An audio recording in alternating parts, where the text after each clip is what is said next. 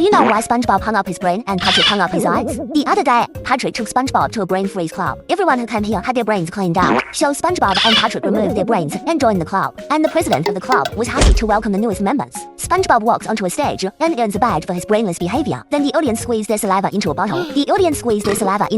And made SpongeBob drink it so he could get more recognition. Then they went out into the street to serve the community. But when they showed up, all the fish in the street ran away in fear. Because they don't have brains, they do services that interfere with other people's lives, like destroying traffic lights, causing accidents, and demolishing roads with bulldozers. SpongeBob begins to question whether what they're doing is harming the community. Patrick, however, asks him why they are and then puts a trash can on his head. At this point, the president of the club comes up to SpongeBob and asks him why SpongeBob is thinking. SpongeBob thought he was different from them. True. So he gave them back their red hats and walked away along to a couch. Then Patrick brought in a bunch of brains for SpongeBob to find. SpongeBob tested them one by one. Finally, Patrick held SpongeBob and shook him and SpongeBob was back to normal.